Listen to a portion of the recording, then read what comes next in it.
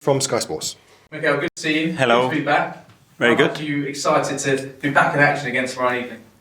Yes, great. Obviously, we had a good time to reflect and to reset and put ourselves in a really good position to go for the most exciting part of the season.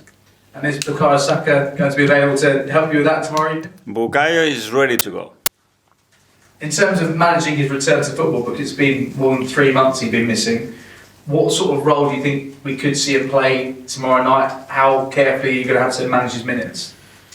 Well, all the careful thing is already done. So now it's about putting him in the grass in the right moments, but he's pushing because once we have respect the time frame, we have done everything, and we had to hold him back even. So he's ready to go. In that case, could he be in a position where he could start? Yeah. And how much of an impact do you think he can have now, in terms of what you're saying is the most exciting part of the season now? There's much to play. Yeah, well, it's another massive weapon that we have with him. We know the impact that he's had in the team and how important his role and his contribution is to our success. So great to have him back, obviously. And elsewhere, how are Ricardo Calafiori and Yuri Timber doing in terms of their availability for tomorrow? Yeah, well, Ricardo unfortunately picked up an injury again with the national team. Really unfortunate the way it happened. It could have been much worse. So hopefully it's going to be a matter of weeks. But we'll have to see how that injury evolves. And Julian, he was ill for a long period, quite badly. He's felt much better in the last few days, so he's available. And we just met Andrea Berta. How excited are you by the appointment that the club have just made? Yes, I think it's a big addition to the club, a big addition to the team, a team that is already formed with a lot of great people. Well, Rich leading it, obviously, but as well with James, with Jason, with a lot of people at the club that they've been doing such a good work. So it's about building out that chemistry, and I believe Josh is being fully involved in the process as well. So we are all very excited to have him. How much do you feel like he can help the club, especially in the transfer window? We've seen his reputation for signing some of the best players in world football over the course of the last decade or so. Well, you just met him, and straight away, it's the words that come out are always winning, improving, and demanding. And he's a person very honest, very straightforward, very clear vision what he wants to do. He was so willing to join us, which is a very positive thing as well, because he had many other possibilities, and he's chosen to come to us. And now it's about us giving him the support and all the understanding of the situation and context straight away, and for him to start to do what he's already done for many, many years at the highest level, which has been very impressive. Finally, 9 matches left to play in the Premier League. What do you think is possible for Arsenal between now and the end of the season? It's possible to win tomorrow, and the preparation is to be better than Fulham and beat them tomorrow. And if we do that, we're going to start to generate a good momentum. It's going to help for both competitions. Thank you. Vishali from the Premier League. Hi. Just to confirm, is Ricardo's injury, it is a knee injury? Sorry, is? Ricardo Calafiori, it is a knee injury. Knee injury, yeah. In terms of him, he's had a number of injuries this season, so how much of a blow is this latest one in terms of his mentality as much as his physical? Yeah, 2 injuries. They were picked with the national team. One, it was a kick, and the other one is a really bad turn twist when he slips with the surface, and the other one, it was muscular. But I mean, the main 2 injuries that he had, very little to do, very unfortunate. Fulham tomorrow at home. Of course, they suffered a disappointment of being knocked out of the FA Cup at the weekend. Do you think the way that they lost that game actually makes them more dangerous opponents, because you could well expect a big reaction tomorrow night? Well, I don't know. It's always a really tough opposition. A team that is very well coached. They've been together for many years. They have great organization, a lot of individual quality, and very clear identity of how they play, how they want to approach the games, especially against us. So we're going to have to be really good tomorrow to beat them.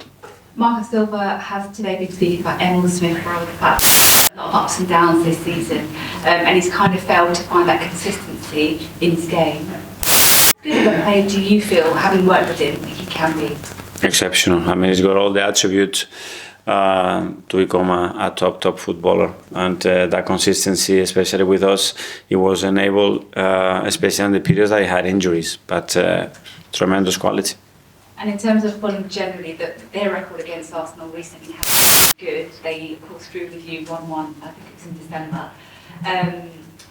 What can you take away from that game in particular, that 1-1 draw coming into tomorrow's match? Well, especially a lot of dominance and quite a lot of chances, both open and set pieces wise, but they were very clinical in what they do. And the first chance, especially when we were very on top of the game, they managed to score the goal, and then obviously they sit back and reduce the spaces, and it's a team that is well organized.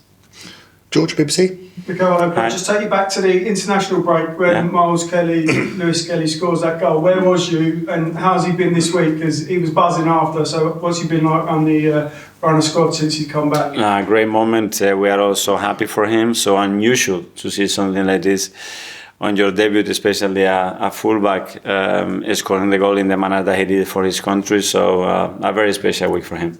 Bukayo, I know you mentioned he could start, but will he start tomorrow? Yeah, we will see that tomorrow. And we just met Andrea, but can you just talk about what direction the club's going in now? You talked about ambition, he said about wanting to win stuff. So is he almost a new signing that's going to unlock the potential about what Arsenal needs to do going forward? Well, we certainly believe that it's someone who's going to impact the club. And he's got that experience, he's got this personality as well, this charisma, and this drive and will to win that is going to be very contagious. He's very much installed in the football club, especially from the top, because this is what we want to achieve. But to have people as well with different expertise, experiences, and that they already done it, is very, very helpful. What do you like about him the most, and what's his best attribute? And was you involved in the decision making to give him the job? Yeah, we were all involved, and what I liked the most immediately is how much he wanted to come to the club. He was really attracted and really excited about that possibility, and then the way he believes that he can help us to achieve what we want. Thank you. Tom, Football London. Hi Mikel, just on Andrea again, he's come in at a time kind of in this midway point between the start of the year and the summer. You talk about planning ahead and having a lot of ideas about what you want, and I'm sure a lot of that's already been done. So what's that dynamic going to be like with somebody coming in with already established plans in mind, but also someone who wants to bring their own ideas? Well, that's what I mentioned, that the good thing is the strong team that we already have in place, and all the work that the recruitment that Jason, James and all the boys they've been doing, and everything is prepared. And then that planning has to be tweaked, because before you plan and you execute, most of the times ends up being a bit different. But the direction, the vision and what we want to do is clear. He will jump on board of that, and hopefully he will twist it and make it better. That's why he's here. And we heard from Thomas Tuchel over the international break, first chance to really hear him speak after some of his games. And one of the things he talked about was, he made reference to the fact that Declan Rice played in the 7-1 win over PSV, and this idea of rotation and picking players in importance, even when perhaps there's ideas about giving players rest from their club teams as well. Is it important that is kind of got on top of the players are given a proper rest at certain times of the season in perhaps friendly games, and how is that relationship with Thomas going to evolve? Yeah, well, the more communication there is and understanding, obviously, when a player plays, it means do you want to play him or you have to play him? It's very different. If you have other alternatives, you still have to play him. Is one decision. If you have to play him because there are no other alternatives, because the situation you have in the squad, that's something. The best thing is always to communicate ahead what the intentions are, what the processes are, and what the thought process was behind certain decisions, because to compare two similar actions with different contexts, it doesn't make any sense. Phil from PA. Hi Mikel, just going back to Bukayo. Just give us an insight into his mindset, because he must be absolutely buzzing to play him. It's been such a long time since he played us.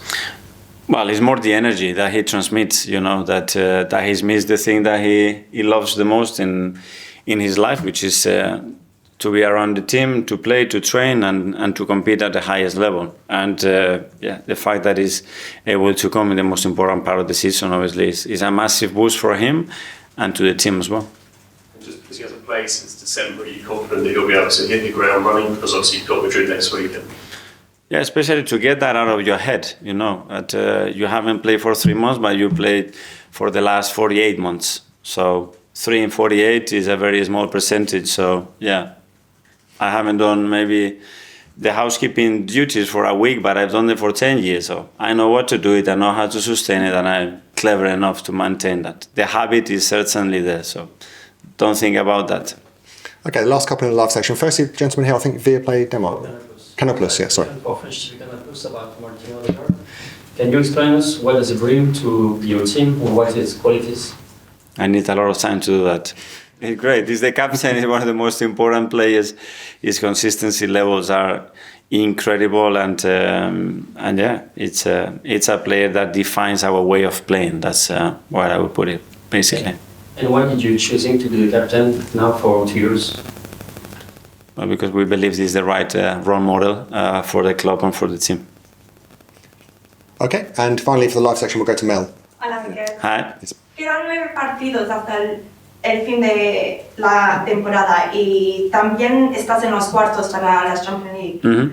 ¿Cuáles han sido los aspectos más positivos que has visto del equipo hasta ahora? La capacidad de adaptarse a situaciones muy difíciles, sin ninguna duda. ¿Y por qué? Porque hemos tenido muchas situaciones difíciles, muchísimas lesiones de jugadores muy importantes durante mucho tiempo y también muchísimas sanciones y jugar muchos partidos con 10 jugadores. Y la capacidad que ha tenido el equipo de competir, de rebelarse contra eso y estar donde estamos, creo que tiene muchísimo mérito. Y en su debut con Inglaterra, Myles Skelly marcó su primer gol para su país.